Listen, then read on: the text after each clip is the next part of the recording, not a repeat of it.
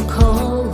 Baby, I just want you close. I got all this joy in my heart, and if it's getting dark, yeah, we can go inside.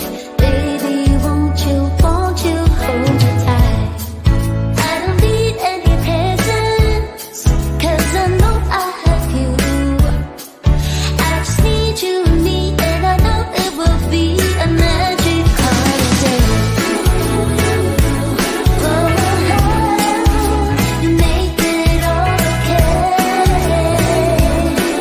Oh, it's a magic holiday. Ooh, the rest just fades away. It's you and me, a magic holiday. The fire's burning bright, and the snow is falling down. Honey, I want you near, in your arms that whole world disappears. 'Cause when I'm feeling down, you're there to love me right. Nothing compares to this, it's such a bliss, my only wishes. I don't need any presents, 'cause I know I have you. I just need you and me, and I know it will be a magic holiday. Oh, you make it all okay. Oh, it's a magic holiday. Oh, the rest just fades away. It's you and me, a magic holiday. A magic holiday.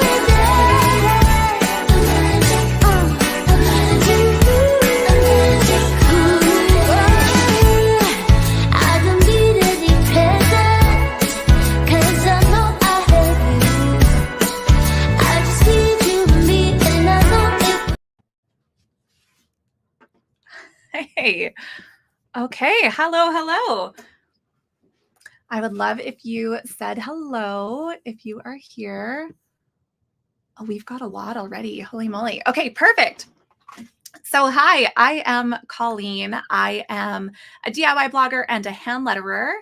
I share my hand lettering printables and SVG files over at handletteredprintables.com. And I am really excited to make some crafty cards with you guys today. So I would love to know if you were able to make my live session earlier today. We made these guys here, these Happy Holidays cards, a few different ways. And tell me that and let me know where you're from. All right, I see from the UK, amazing. From Ontario, Canada, another Canadian, love it. Did you use dies for cutouts or use a Cricut? Which did you find useful? Okay, that's a great question. So these ones here are actually cutouts of my own hand lettering. And so in order to do that, I do upload my designs to Cricut Design Space and I cut them out myself. So I actually have not really used dies. I've used them at conferences, when the brands come and show you how to use their new tools and machines, but I am a Cricut. I love my Cricut. I love that I can cut out all my own things and I'm not limited to dies that I can get my hands on, because pretty much everything that I use my Cricut for is my own illustrations or hand lettering. And so I know that that doesn't apply for everybody, but if you chose the card session, how to add your hand lettering to cards, that might be a good fit for you. You use a Cricut Maker. Debating whether to use dies. Honestly, I can't help with dies. That is not my specialty. Broke down and brought a Sizzix. Big shot to do both. That's fun. I would love to try it one day, honestly, but I feel like the Cricut just does everything that I want to do it. So then I don't need to. I haven't explored too much more because I'm still finding new ways to use my Cricut. Okay. You have both, but sometimes find cutting out your stamp images with scissors. That's fair. I find the Cricut Print Then Cut option can be a challenge. So I will often, if possible, skip that. So, like, skip the cutting out things that I've already printed unless I have a design that is specifically made for that. Okay, Michigan, North Carolina, Florida.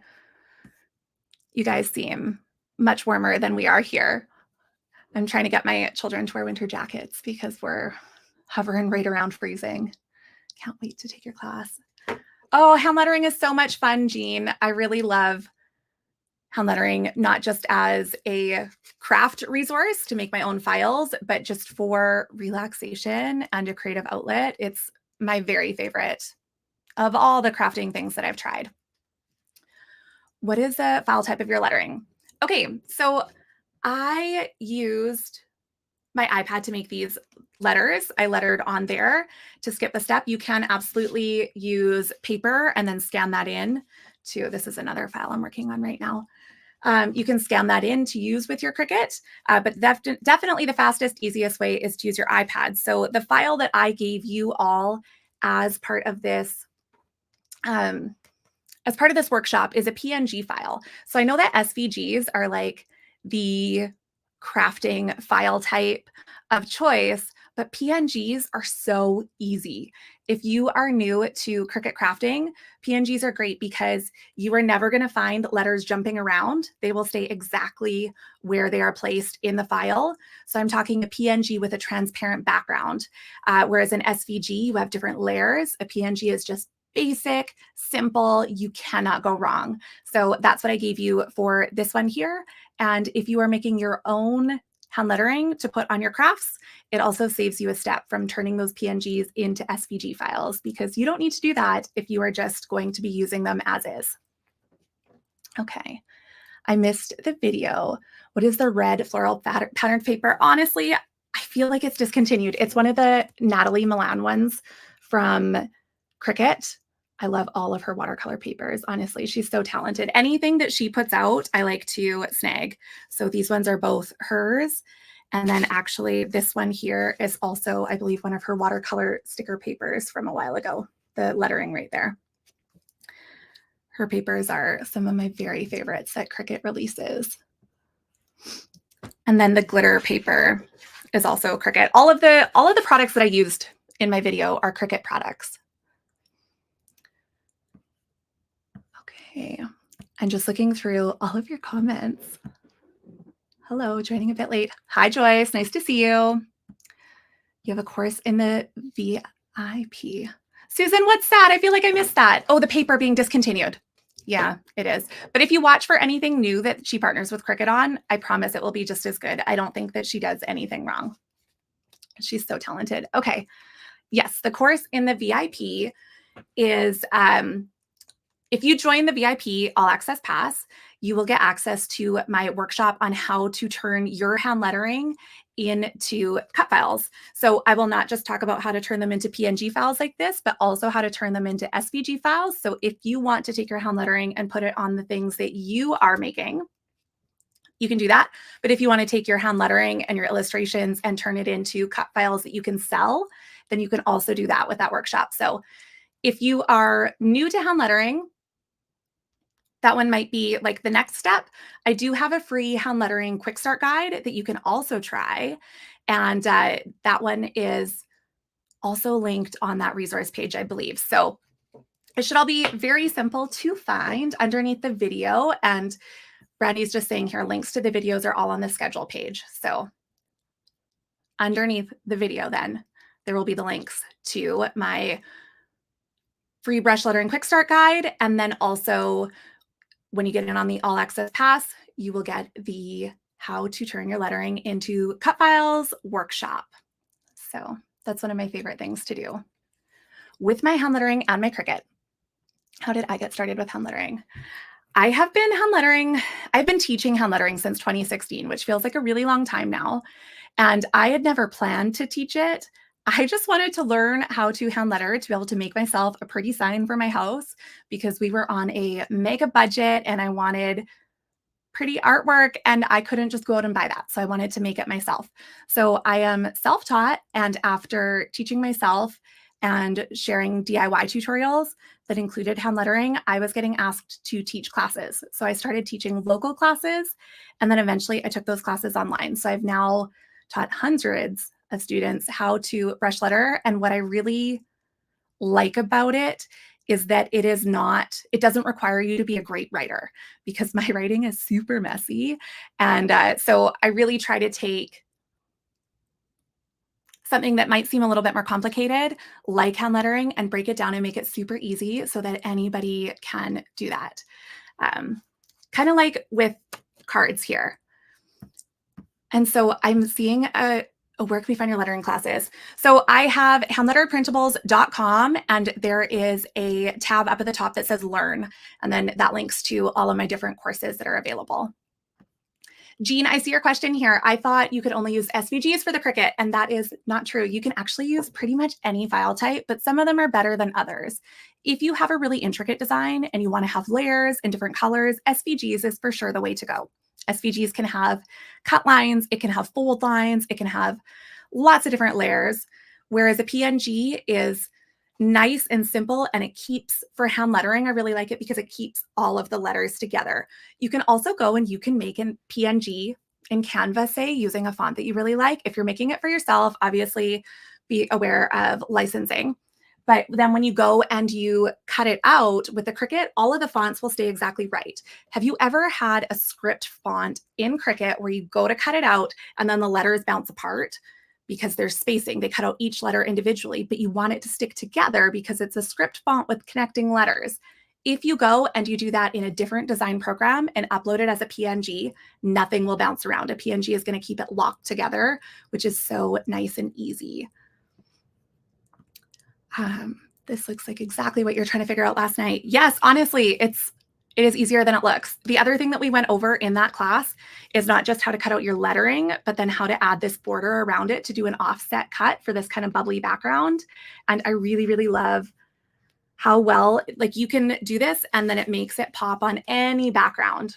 And that can just be done right in Canva, or sorry, right in Cricut Design Space. You don't need any other softwares for that, which is awesome.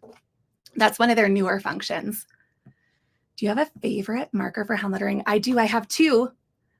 I have one right here, but I don't have the other one. Okay, so this is a Tombow dual brush pen, and it has this long brush tip on it. And what I like in any brush marker is that when you, or what is a brush marker is that when you press down on it, it's like a paintbrush, and so it'll bend. Do you see how that bends? And so it's kind of like writing with a paintbrush. And then the other one that I really like is much smaller. This one's quite big, so you can't address envelopes with it or anything like that. I like a Tombow Feud, which is great for beginners because it's harder to fray. This one is pretty easy to fray. And if you're just getting started, I love to suggest using just a Crayola Kids marker, because those things are meant to last.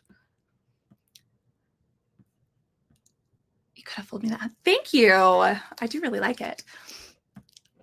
Is there a workaround to keep the letters together in Design Space? Yes, of course. Yeah. If you're using an SVG file and you go and you hit make it and the letters jump around and you're frustrated, or if you're using fonts and then you go hit make it and the letters jump around, you can highlight and you can either weld them together. Weld is pretty good. Weld will just make them into one solid piece so that when you cut it, it will cut exactly as that is.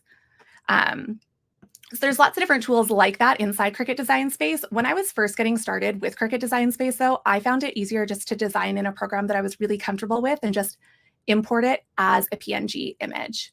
If you import as a JPEG image, though, you are going to have to remove the background, and there's more kind of like finicky things that you have to do in Design Space. So I would stay away from JPEG images as much as possible. That's JPG or JPEG.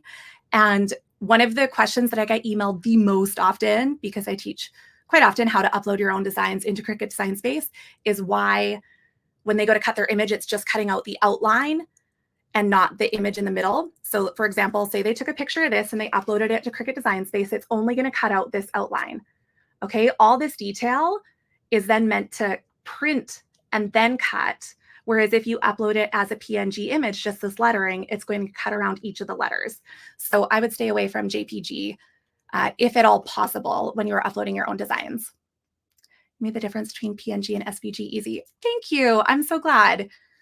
That's my hope. I stayed away from SVG for a long time because they seemed really intimidating. And now that I understand them, I like using them. But for a long time, I was like, nope, I just want the simple. I want to know exactly what I upload is what's going to cut. So, oh, Maggie, I'm glad that you enjoyed the class. Okay, we have a few more minutes. I can answer more questions if you would like. Or I can just keep talking about the things that I find interesting here. Yolanda, with the favorite markers for lettering, if you do download my brush lettering quick start guide, I do talk about my favorite markers in there and the different types that you can use. So that's a really great place to start. That's a really great place to start. I should take a sip of water here.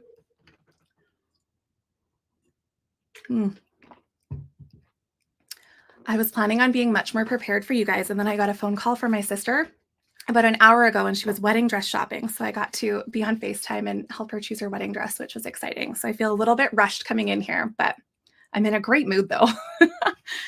You have just downloaded the Brush Lettering Quick Start Guide. I love it. Let me know if you have any questions about it. It's a really easy place to start. And then I do have lots of free brush lettering tracers as well. So practice pages, if you want to kind of develop your own style, I have a bunch that are just PDFs and you can trace out, it's like one word or one phrase, but in 6 different styles. So you can find your own style. Congrats to my sister. Thanks. I'll pass it on. I'm so excited for her. But yeah, as you get playing with the different brush lettering styles, you'll find one that's probably more your own. And then as you're doing your lettering and adding it to all the different things, you'll begin to notice like, man, I have a style, I have a brand, and it's unique to you. And what I think is really cool about doing your own lettering, I mean, you can find all sorts of lettering files online that you want. You can come download my free lettering files from my website. I would be happy to have you there. I'm going to be adding, I have a lot that I need to get uploaded and added for you guys. But when you do your own, you own that.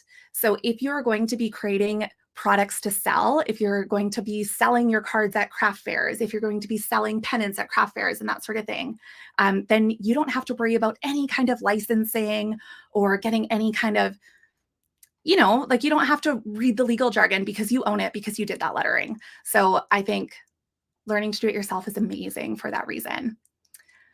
If you were on a deserted island, what's the one craft tool you'd want with you? Honestly, I would probably want, I would say like my iPad to do digital lettering, but then I'd have to charge it. So I would just say markers and paper so that I could do my brush lettering because it is relaxing and you can letter all the things. You can do all your journaling and brush lettering if you really want to practice. Speaking of practice, do I practice every day? I do not anymore, but I used to, especially when I was trying to improve my lettering. I feel like I have improved a ton over the past, 6 years, 8 years. And that is largely due to practice. The more that you practice, the more that you will improve. And I feel like now that I've found my style and it's kind of second nature to me because I have done it so much, I don't need to practice as often. But I find that if I don't practice for a while and then I go to do something, it takes me a few tries. Whereas if I've been lettering often, it's like first try and we're very happy. Okay, maybe you already answered this. Do you have to do anything to a PNG file to make it cut correctly, or does the program automatically do it for you? So provided that the PNG image has a transparent background and there is only one color that you want to cut out with it, you don't have to do anything. Cricut will recognize those outside cut lines and you can cut it easy peasy. If you want to have more than one color though, what you can do is you can duplicate it in Cricut Design Space and then contour it. So you have 2 of the same file, but with different colors. You could always brush letter in the sand. See, there you go. That's what I do, honestly, with my kids' sidewalk chalk when they're like, come color with us. I'm like, all right, and I'll brush letter out there with the chalk. All right. What app do you use on the iPad? I really like Procreate. It is, it's meant for art and artists. And so when you look at a lot of the tutorials, they'll get you into all sorts of like fancy tutorials. And really, you just need a brush pen like on Procreate. You can download different brushes and install them, and you need an Apple Pencil that will, tell it how hard you're pressing on the screen. And it's so simple. You can export it without the background, so you have an instant PNG ready to go. You can export it as Photoshop images, so you have different layers, which make it really easy to turn into an SVG design if you use Adobe Illustrator. You've heard of that app. Yeah, it's a good one. I think it's one that most hand letterers use. Okay, I am out of time. Thank you so much for coming. I hope that you guys will say hello on social media too. See you later.